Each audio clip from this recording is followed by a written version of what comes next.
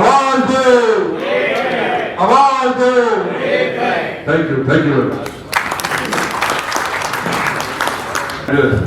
All my brothers from all organizations who are coming from Pondicherry, Kerala, Tamil Nadu, Karnataka. So we are very happy to see you here. आज बड़ी अच्छा दिन है कि हम सब लोग इकट्ठे हुए हैं। इसी दिन की हमें तलाश थी। ऑल इंडिया मोटर ट्रांसपोर्ट के बारे में आप सब लोग जानते हैं। All India motor transport Congress एक देश की एक ही बॉडी है, आपकी सुनवाई भी उसी के थ्रू होती है। इट वॉज फाउंडेड इन 1936 इन लाहौर इन पाकिस्तान। 80 साल से ज्यादा हो गई सर ऑर्गेनाइजेशन को, all India motor transport Congress. ये नॉन पॉलिटिकल है, इसके अंदर कोई भी पॉलिटिक्स पार्टी का किसी कोई मतलब नहीं है, किसी से किसी कोई संबंध नहीं है। नॉन रिलीजियस है, इसके अंदर सभी धर्मों के लोग हैं, हिंदू मुसलमान सिख ईसाई सभी लोग हैं। एक देश की बहुत बड़ी बॉडी है जो अपने ट्रांसपोर्ट भाइयों के लिए आज तक लड़ती आई हुई है और लड़ती रहेगी आपके हकों के लिए। आज तक जो भी प्राप्ति हुई है आपके बदौलत, आपकी मजबूती के कारण। सर्विस टैक्स का बहुत बड़ा मुद्दा था देश के लिए, हमारे बड़े ट्रांसपोर्टर्स के लिए। 200 करोड़ के नोटिस दिया लोगों को, लेकिन हमने आंदोलन करके, हमने चक्का जाम करके, सरकार पे प्रेशर करके वो सर्विस टैक्स का मुद्दा सुलझाया और उसे खत्म करवाया। ये आपकी उपलब्धि थी। नेशनल परमिट, हमारी गाड़ियां पूरे देश में हर स्टेट में 5-5 हजार बढ़ती थी। अगर 5-6 स्टेट में जाना था 30-35-40 हजार पर लग जाता था। 2010 में हमने स्ट्रगल करके, आंदोलन करके नेशनल परमिट मिला हमारे को, all India motor transport Congress ने दिलवाया और 15,000 में सारे देश भर में आप घूम सकते हैं। बहुत बड़ा रिलीफ था, ये आपकी जीत थी। उसके लिए कई हमारे लीडर्स जेलों में भी गए, हमारे लीडर लोहारा साहब और 5-7-10 लीडर हमारे नेशनल सिक्योरिटी एक्ट के अंदर बंद हुए। नेशनल सिक्योरिटी एक्ट उन पर लगाया जाता है जो देशद्रोही हो। हम देशद्रोही नहीं हैं, हम ट्रांसपोर्टर्स हैं और सारे देश का बोझ अपने कंधों पे उठाते हैं। लेकिन बड़ी अफसोस की बात है कि हमारी कोई इतनी रिस्पेक्ट नहीं है जितनी होनी चाहिए। उसके बाद तुम्हारा मुद्दा चाहे डबल ड्राइवर का था, हमने उसको सिंगल करवाया। कुछ पढ़ाई का था, ड्राइवर 8 पास होना चाहिए, उसको ठीक करवाया। आपकी फिटनेस 2 साल की करवाई गाड़ियों की। और रिसेंटली ऑल इंडिया की मेहनत से बसेस को भी नेशनल परमिट मिला अभी लास्ट में। उसके बाद हमारी जो स्टेट्स में एएमटीसी के मेंबर्स हैं, जो हमारे ऊपर मोटर व्हीकल एक्ट लगा है जिसके अंदर लाखों रुपए के जुर्माने हो रहे हैं, राजस्थान में हमारे एएमटीसी मेंबर्स ने प्रेशर करके स्टेट पे उस लॉ को चेंज करवाया। जो आपका 20,000 का फाइन था, हाइट का सिर्फ 5,000 कर दिया गया वहां पर, और भी जुर्माने कम हुए हैं। मैं आपसे कहना चाहता हूँ, ये आप भी एफर्ट्स करेंगे जो स्टेट लेवल पे हो सकता है। स्टेट लेवल पे प्रेशर होना बहुत जरूरी है। तो ऑल इंडिया आपके मुद्दों के लिए हमेशा लड़ती आई है, आगे लड़ती रहेगी। आज जो समस्या है, सबसे बड़ी समस्या हमारी डीजल की है, जो प्राइस हाइक हो रही है लगातार। पूरे देश में जो डीजल है जिसकी खपत 40% ट्रक ऑपरेटर्स करते हैं, 40% जो है देश की डीजल लगता है वो अपने ट्रक वाले, बस वाले भाई यूज करते हैं। उसका फार्मर्स करते हैं 20%। तो हम भी उसमें फैक्टर हैं। और जब सरकार जो आज चल रही है, भारत की सरकार 13.5 लाख करोड़ रुपए के जो रेवेन्यू इकट्ठा होता है साल के अंदर, जिससे कि पूरा देश चल रहा है, वो आपकी बदौलत चल रहा है, आपके कदम की बदौलत चल रहा है। हम एसेंशियल सप्लाईज भी देते हैं लोगों को और टैक्स भी देते हैं इतना ज्यादा, उसके बावजूद भी अपनी कोई कदर नहीं है। एक्साइज 2014 में 3.65 रुपए थी, आज की सरकार ने वो एक्साइज बढ़ा के 33 रुपए कर दी। लेकिन कहीं ना कहीं हमारी कमजोरी थी, हम अपनी आवाज उठा पाए, जिसकी बदौलत आज हमारे को काफी सफर करना पड़ रहा है। उसके लिए जो स्टेट की वैट की थी वो 19 रुपए के आसपास चल रहा है, उन्होंने अपने वैट बढ़ाए हैं। उसके बाद रोड सेस भी बढ़ा दिया गया, 2 रुपए से 10-12 रुपए कर दिया गया। पूरी दुनिया के अंदर तेल की कीमतें कम हुई। जब पहले सरकार थी 120-130 को बैरल था, वो अब 30 रुपए सिर्फ रह गया था। लेकिन जो सरकार वादे करती है इलेक्शन से पहले, बड़े बड़े वादे किए सरकार ने, बड़े बड़े भाषण दिए, हम जब आएंगे तो तेल सस्ता कर देंगे, इंटरनेशनल प्राइस का हम कम करेंगे, 70% की गिरावट है इंटरनेशनल मार्केट प्राइस के अंदर। लेकिन सरकार इतनी बेईमान निकली, इतना धोखा दिया सरकार ने लोगों को, खासकर ट्रांसपोर्टर्स, क्योंकि सबसे ज्यादा यूज करते हैं इसको। सरकार ने हमारे जेबों से हमारे पैसे निकाले हैं, हमको लूटा है कि सरकार ने। ये ज्यादा दिन बर्दाश्त नहीं करेंगे। उसके बाद सक्रिय पॉलिसी लाई गई। पूरे देश भर में 80% वो लोग हैं जिनकी गाड़ियां 15 साल से पुरानी गाड़ियां हैं, 12 साल से पुरानी गाड़ियां हैं, जिनकी रोजी रोटी लोकल गाड़ियां चलाकर 100, 200, 300 किलोमीटर सफर करते हैं, अपने परिवार पालते हैं। उन गाड़ियों की कीमत कम है, 2, 3, 4 लाख की गाड़ियां हैं, लेकिन उनका गुजारा चलता है। बड़ी बड़ी सबकी फैमिली बनती है।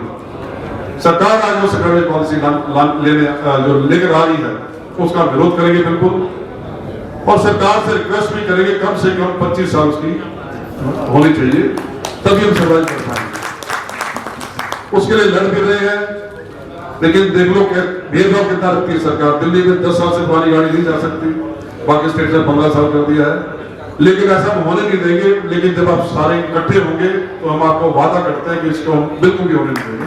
ये हमारा आपसे वादा है। उसके बाद टोल टैक्स की बातें। टोल टैक्स लगातार सरकार बढ़ा रही है, लेकिन जैसे कि पहले मैंने आपको बताया कि बहुत बड़ा रिलीफ भी मिला है, जो आज तक लड़ते हैं कि बैरियर फ्री इंडिया होगा, और आपको सिर्फ उतना ही टोल टैक्स देना पड़ेगा जितना कि आपकी गाड़ी चलेगी। अगर 20-50 किलोमीटर चलती उतना ही टोल टैक्स पे करना पड़ेगा। उससे मेरे को लगता है कि 50% आपके टोल टैक्स में कमी आएगी, मेरे को जो लगता है। लेकिन लड़ाई फिर भी हम जारी रखेंगे, क्योंकि जब इनकी कॉस्ट पूरी हो जाती है रोड की, उसके बाद टोल लगाने का मतलब कोई नहीं, उसमें ट्रांसपेरेंसी चाहिए। हम इस चीज के लिए लड़ेंगे, पक्का लड़ेंगे और इसको खत्म करवाएंगे। जब आपके पैसे पूरे हो जाते हैं तो इसको खत्म कीजिए। रोड मेंटेन करने के लिए आप 10 रुपए पर लीटर रोड टैक्स ले रहे हो, तो फिर इसका कोई मतलब नहीं, सवाल नहीं होता। एक हमारे छोटे ऑपरेटर भाई थे, 10 गाड़ी से कम वाले लोग थे, उनके लिए हमने 44E का मुद्दा बड़ा गंभीर है। पहले हम सब पैसे दे देते थे, इनकम टैक्स से हमारी इनकम फिक्स थी। दूसरी तरफ तो हमारी इनकम बहुत कम हो गई, और सरकार ने हमें टन के हिसाब से, 1000 रुपए टन के हिसाब से हमारे पर लागू कर दिया। उसके लिए हमने काफी मीटिंग्स की।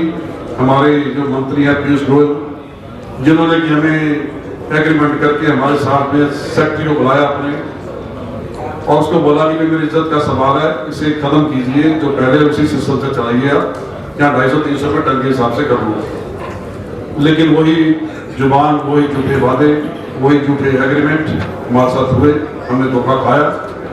उससे क्या होता है कि लोगों का विश्वास भी हमारे ऊपर से उठ जाता है कि ये क्या हो रहा है। लेकिन हमने जो किया, हमने सबके सामने किया, और सबके सामने हमने रखा इस मुद्दे को।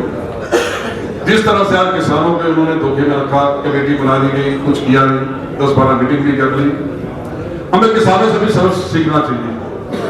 आज वो 3 महीने से अपनी लड़ाई लड़ रहे हैं, अपने हकों के लिए लड़ रहे हैं किसान, और किसान से हम भी काफी डिपेंडेंट है किसानों के ऊपर, क्योंकि 50% से ज्यादा गाड़ियां हमारी सब्जी, फ्रूट, बीट्स और ग्रेन्स पे चलती हैं, और 50 के 80% वो लोग हैं जो किसानी परिवारों से आते हैं।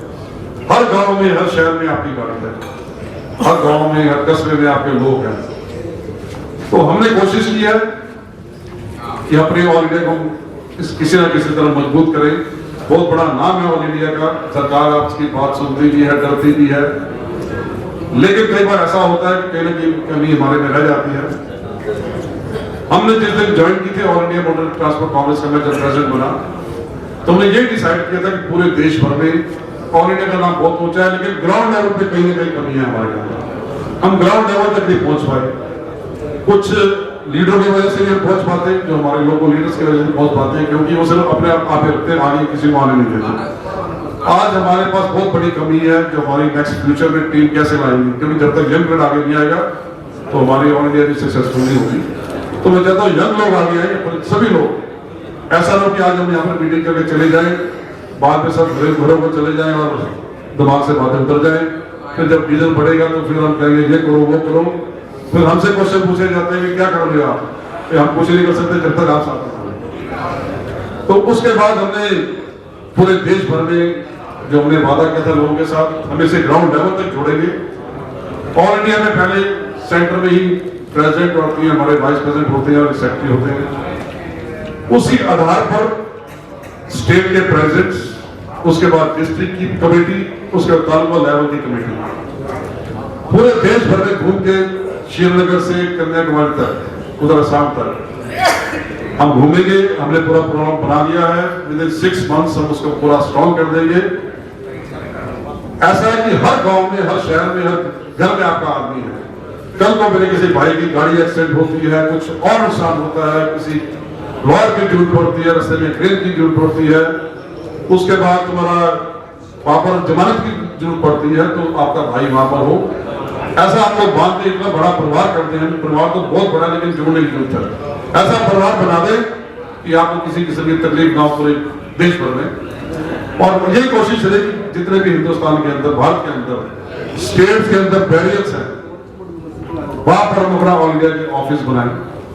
किसी मेरे भाई बहन को दिक्कत आती है तो वहां पर जाके उसको सॉल्व करवाएगा।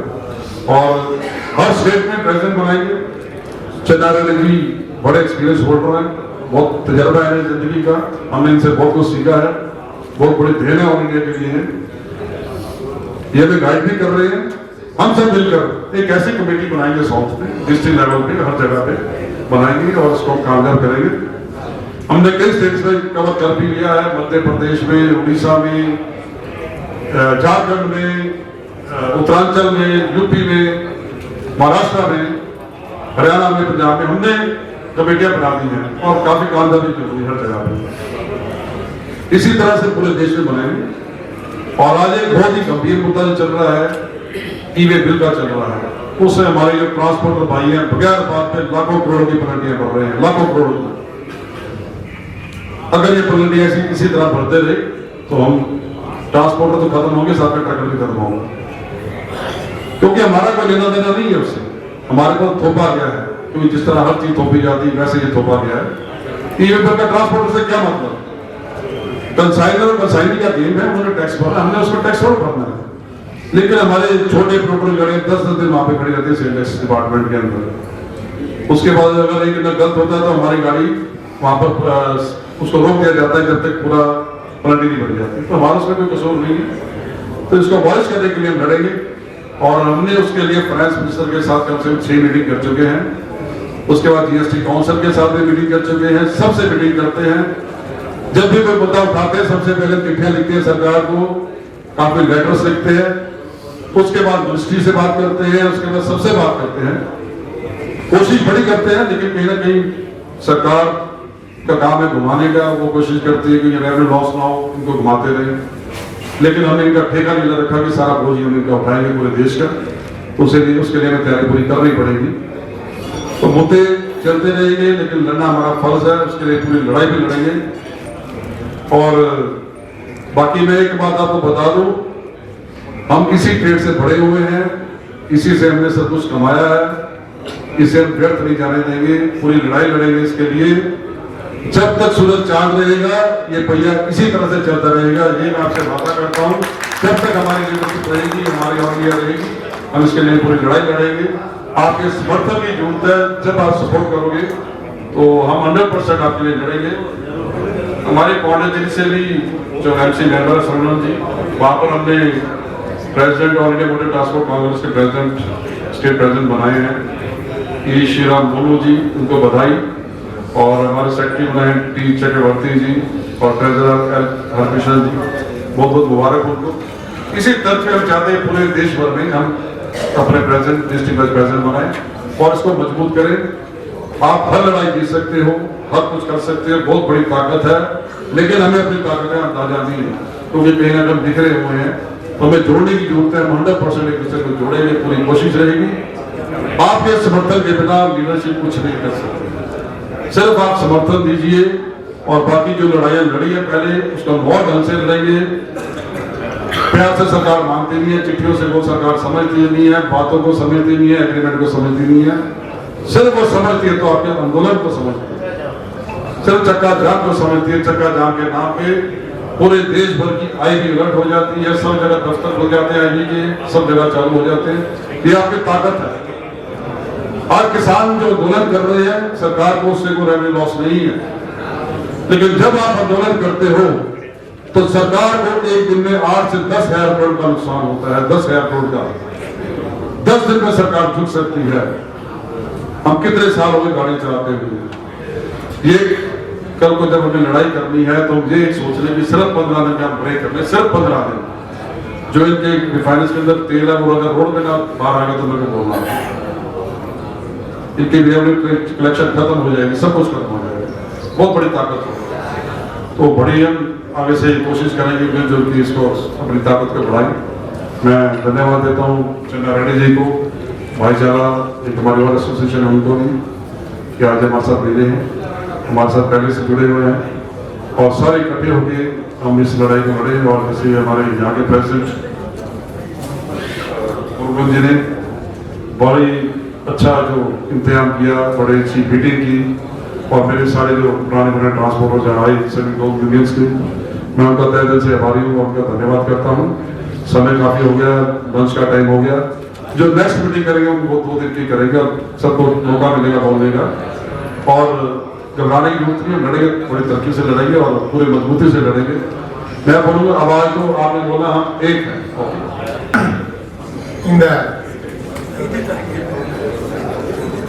இந்த விழாவை பொறுமையாக அமர்ந்து பெரிய அளவில் சிறப்பித்த அனைவருக்கும் நன்றி. ஆல் இந்தியா டிரான்ஸ்போர்ட் காங்கிரஸ் தலைவர் அவர்கள், கர்நாடகா இருந்து வந்திருக்கிற அத்தனை தலைவர்களுக்கும், கேரளா மற்றும் பாண்டிச்சேரி தமிழ் தென் மாநில தலைவர்கள், அதே போல இங்கே தமிழகத்திலிருந்து வந்திருக்கோம் அனைத்து அசோசியேஷன், டிப்பர் அசோசியேஷன் அதில் பல பிரிவுகள் வந்திருக்காங்க. அவங்களுக்கும் தண்ணி லாரி மற்றும் பஸ் அசோசியேஷன், அப்புறம் tanker association, trailer association, water transport trailer association, அதுக்கடுத்து மணல் ட்ரெய்லர் அசோசியேஷன், ஓட்டுநர் பேரவை, அப்புறம் இந்த மோட்டார் இந்தியா பத்திரிகை, லாரி டுடே மிஸ்டர் ஜெயக்குமார், இவங்க அனைவருக்கும் தமிழ்நாடு லாரி உரிமையாளர் சங்கத்தின் சார்பாகவும் இந்த விழாவின் சார்பாகவும் நன்றியை தெரிவித்துக் கொண்டு இந்த விழாவை முடிக்கிறோம். அனைவருக்கும் மதிய உணவு ஏற்பாடு செய்யப்பட்டுள்ளது. எல்லாரும் உணவு அருந்திட்டு செல்லுமாறு நான்